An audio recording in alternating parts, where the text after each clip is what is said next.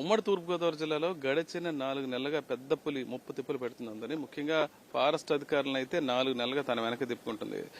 3 నెలల క్రితం doctor BR Ambedkar Konaseema జిల్లా కూర్మాపురంలో పులి ఫారెస్ట్ అధికారులకు చిక్కింది. అక్కడి నుంచి దాన్ని విశాఖ జూకు పంపించారు. అక్కడి నుంచి దానికి రేడియో ట్రాకర్ అమర్చి పాపికొండలో అభయారణ్యంలో విడిచిపెట్టడం జరిగింది. అయితే అనూహ్యంగా పులి అక్కడి నుంచి పోలవరం జిల్లాలోకి వచ్చింది. మొత్తం 12 మండలాల్లో కూడా దట్టమైన అటవీ ప్రాంతం అంటూ ముఖ్యంగా పశువులు అధికంగా పశు సంపద అక్కడ ఉండటంతో పశువులు లభ్యం కావడంతో ఆహారం లభ్యం కావడంతో గడిచిన 3 నెలలుగా అదే ప్రాంతంలో తిరుగుతుంది.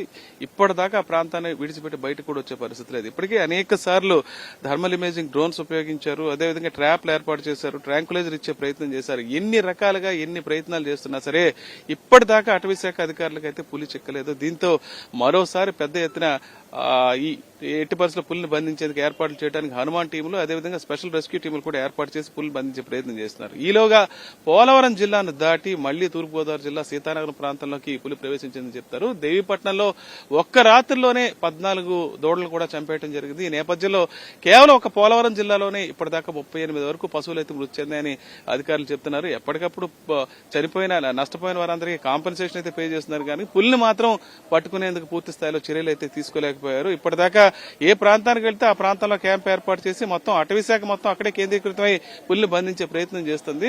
నిపుణులైన ఎక్స్పర్ట్స్ కూడా తీసుకురావడం, నిపుణులు కూడా తీసుకొచ్చి వేటగాళ్లను కూడా తీసుకొచ్చి బంధించే ప్రయత్నం చేసినా సరే నిబంధనలకు అనుగుణంగా వ్యవహరించాల్సి రావడంతో ట్రాంకులైజర్ ఇచ్చేందుకు గానీ పులిని బంధించేందుకు గానీ పక్కాగా ఏర్పాట్లు చేసుకుని పట్టుకునే ప్రయత్నం అయితే చేస్తున్నారు. ఇప్పటిదాకా అయితే సఫలీకృతం కాలేదు. ప్రస్తుతం తూర్పుగోదావరి జిల్లా సీతానగర్లోకి ఎంటర్ అయిందని చెప్తున్నారు. దీంతో సీతానగర్ చుట్టుపక్కల ప్రాంతంలో ఉన్న పురుషోత్తపట్నం ఇతరత్ర ప్రాంతాలన్నీ ప్రజలు కూడా అలర్ట్ చేయడం జరిగింది. వాళ్ళందరికీ అవగాహన కల్పించి సురక్షితంగా ఉండాలని, బయటకు రాత్రిపూట ఒంటరిగా రావద్దని ఇప్పటికే చాటింపు వేయించడం కూడా జరుగుతుంది. ఏది ఏమైనా సరే ఈసారి భారీ స్థాయిలో ఈ ఆపరేషన్ నిర్వహించి ఎట్టి పరిస్థితుల్లో పులిని బంధించే ప్రయత్నం చేస్తామని అటవీ శాఖ అధికారులు అయితే చెప్తున్నారు.